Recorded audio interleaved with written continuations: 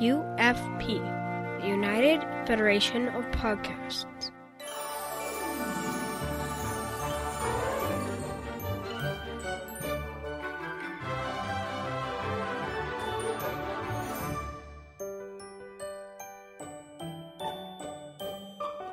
Welcome, listeners, to another episode of All Good Things. Wait. Wait, That's not right. Pat, That's not. what's going on here? I'm not sure. Let me start that again. Okay. To all who listen to this happy podcast, this is Mickey's Marvels on the United Federation of Podcasts. Well, you can contact the network on contact@ufp.earth, on Twitter @UFPearth, and on Facebook. I'm your host, Magic, and join with me, as always, on All Good Things, but for the first time on Mickey's Marvels, the great, the wonderful, the amazing Amy Nelson. Amy, how are you? Hi, I am so excited to be on Mickey's Marvels. I am an avid listener and have enjoyed your show so far, so thank you for having me on. Awesome. Thank you for coming on. Unfortunately, Chris couldn't make it due to work situations, but I was able to grab the best replacement that I could find, which is a better replacement for either me or Chris, so you guys got lucky and you get to hear Amy. Oh my goodness. I'm so excited and just have loved listening, and I too have the Disney Plus app, so I am loving all things Disney, so this is just great. And it's so fun to talk something besides Star Trek. I mean, this will be my first debut of podcast that's not Star Trek. That's pretty awesome. It is. And this is a great topic too. You picked the movie. You picked a great movie. One that I haven't seen in a while. I was really glad to watch again. Sat down with the kids and the wife and watched it. And I forgot just how much I loved this movie growing up. Yep. When we were going through the app, the very first thing I watched was Fantasia and the Short Trek. No. Listen to me. Oh my gosh. The very first Mickey Mouse where he's on the boat, Willie. Steamboat. Yeah, Steamboat. Steamboat Willie. Yep. So I watched those first two, and then we were just looking through and all those wonderful movies, and I just had to go back and watch Robin Hood. It's such a great movie. Like I said, I hadn't seen it in a long time, but I really do love it. And there's just so much good stuff on that app. Yeah. I don't know anyone who doesn't have it by this point. Yeah, right. But it has Mandalorian. It has another great show, when you have time, is Imagineering. Oh. I don't know if you've gotten a chance to watch it. Okay. They basically tell you how they built the parks. It's a behind the scenes on how they built the parks and how they came up with the ideas and all that kind of stuff. So right up my alley. And I think you'd enjoy it too. I think everyone would enjoy it though, so who knows. Yeah. Get your news here. Hear all about it. Real quick, a bit of news. The only news I have, there's actually a bunch of news coming out, but I've done absolutely no research because I've been working so much. The one thing is, there used to be a Pizza Planet in Disney World. It closed. It became Pizza Rizzo's, which is themed on the Muppets. I was very upset because I never went to Pizza Planet because I live in New York, and who wants to eat pizza outside of New York when you live in New York? Right. But it was Pizza Planet, so I should have went and at least seen the place. They are building one in California. Disneyland is going to be getting a Pizza Planet, so I'll be flying across the country to go to a pizza place. All right. So what makes Pizza Planet good? It's from Toy Story. Oh, okay. It's the pizza delivery that's in all the Pixar movies. Yes, okay. So I never saw it. I mean, I walked past it, but I never went inside or anything or whatever. But so now, and I was really upset when it closed because, it's like one of those things where like, oh, it'll be there next time. Right. It'll be there next Yeah. time. It's not there anymore. Oh, no. Yeah. So they're building one in Disneyland in California. Well, that's a little closer to my neck of the woods, but Yes, it is. Yes. And I will be there, I want to say next year. I don't know, but I'll be there soon or then later. So we'll see. Get your popcorn. Get your drink. The movie's about to start. Now on to the movie that we chose, which we've already told you is Robin Hood. Just a few little facts that actually Amy went and found all of them. She's been so good with this. It was a Walt Disney production. The studio was Walt Disney Productions. It was released by Buena Vista Distribution. Release date was November 8th, 1973. And that is my birth year. I was so excited. Yeah. That was 9 years before I was born. Yeah. November 8th is the anniversary of my father's passing, though. which is interesting. Yeah. The budget was $5 million.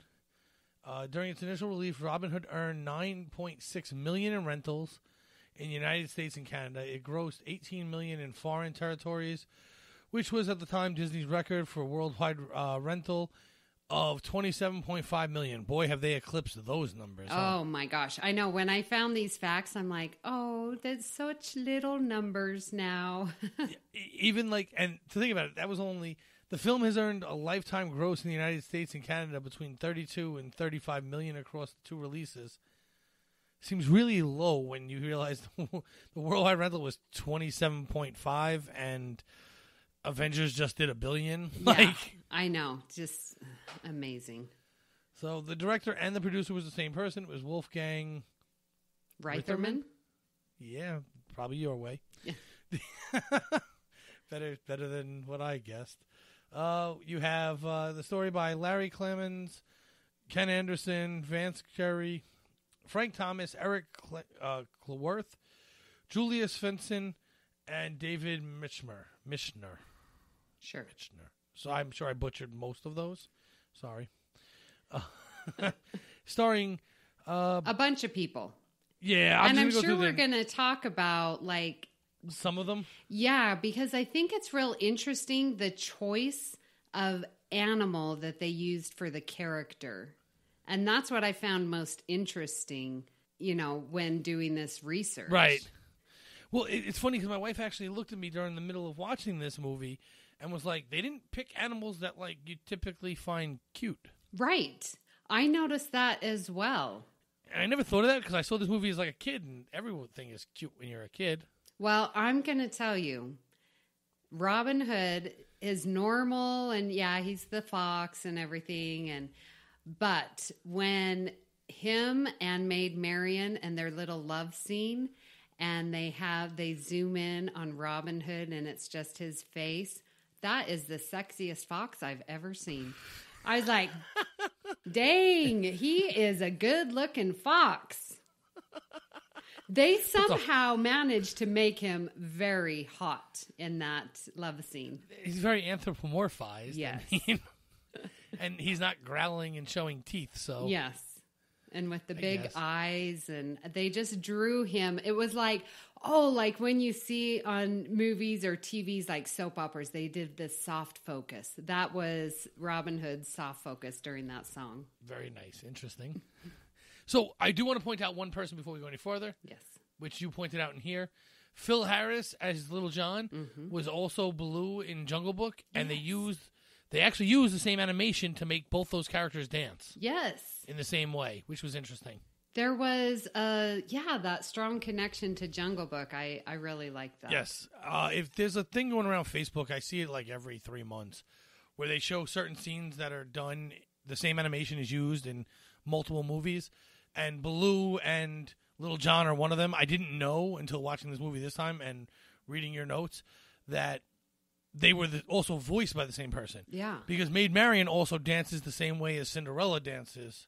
Oh. Or Sleeping Beauty. I forget which one now, but that's a reused animation that they just put Maid Marian in, vice versa, sorry. Uh-huh. They put Sleeping Beauty in to the scene instead of Maid Marian. Yeah. They definitely used a lot of the same, like you said, animations. Like the whole beginning intro is just sort of cuts from the movie, and it's like, well, they didn't even do anything different. It's just little clips of them running around, you know. I thought, that's pretty cool. I think there was an issue with the timing on this, if I remember correctly, and so there was crunch time, and so I think that was one of the shortcuts so they just stole. Did. Yep. It was pretty well done. I didn't know it until I read it on Facebook one day. So, but let's get into the movie. But wait. Fun fact. Sorry. Yeah, this Go ahead. fun It's your fact. Fun fact. Yes, I am a huge college football fan. And so at the scene at the archery tournament, and then Lady Cluck, man, she just goes all football on him. And the music that's played in the background is actually an arrangement of Fight On and Oh, Wisconsin. And those are the fight songs from University of Southern California, Trojans, and University of Wisconsin. So I just loved that, yes, it was football, and they used fight songs from the two colleges there.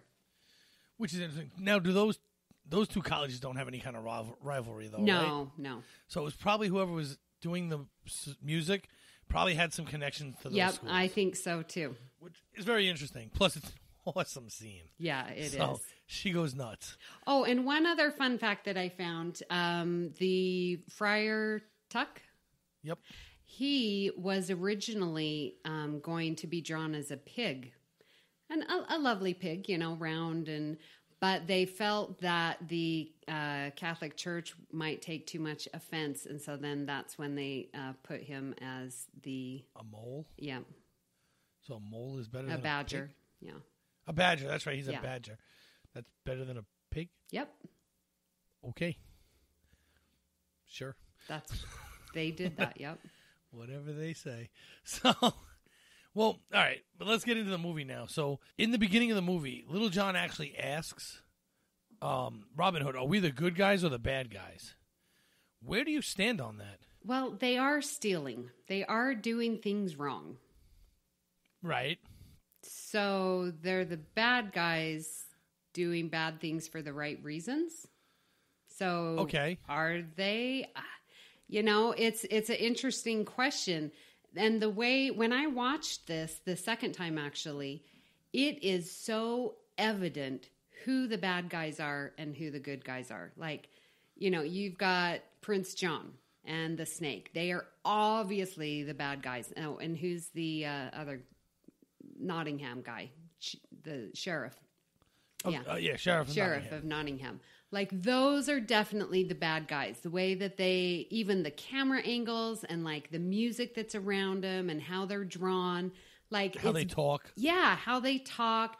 It is very clear in these Disney movies, and specifically this one, who you just know right from the beginning who is the bad guy and who is the good guy. So they are drawn as the good guys, and they are. Because they're helping the little guy. Yeah, and more importantly, they're helping the little guy who's being exploited. Oh, totally. So, in my opinion, even though technically they're breaking the law, laws aren't always just. And if it's not a just law, breaking it doesn't make you the bad guy. Oh, yeah. So, in this particular scenario, I could liken this to the Boston Tea Party. Being an American, I consider them the good guys. Yes. If I was British, I'd probably consider them the bad guys. But I'm American, so they're the good guys. Robin Hood is the good guy. He's robbing from people who are robbing from people who need it more. Yeah. That's how I think. I just think it's interesting they even posed the question early on so that even as a kid, while you might hear it and it kind of goes away, it's something that still kind of lingers through the movie if you paid attention to the line. Yeah. Well, and they, sort of keep visiting this idea because they're in hiding in Sherwood Forest. They're making sure to try and avoid capture because there's these reward posters out for them. So there's this outward that these are the bad guys, but they're not. And then at the end, we get that lovely line from King Richard. Ha, ha, ha. It looks like I have an outlaw for an in-law. It's such a great line. It's so corny. It's such a great... Not when you're 7. I know. It's such a great line, though, because it's true. Yeah. He was an outlaw, but even the king agrees he was doing it for the right reasons because Prince John was just trying to play king while the king was actually away. Yeah. So I think it's interesting that we very quickly move... This movie moves from just simply robbing the rich to feed the poor or robbing the rich to give to the poor. And they even say it in the movie the other way around. Robbing the poor to give to the rich. Yeah. Prince John actually says it. Yes. But he's so arrogant that he allows Robin Hood to rob him blind. Yes. Literally take a ring off his finger. Yep. Then Prince John, Little John kisses the rings and sucks them off. So or funny. Robin Hood might have done that too, but whatever. The snake is trying to tell him these things are happening. Yeah. And he's like bunking him on the head and throwing him in the thing so he's not around. Well, because Prince John he's such an egomaniac. Like,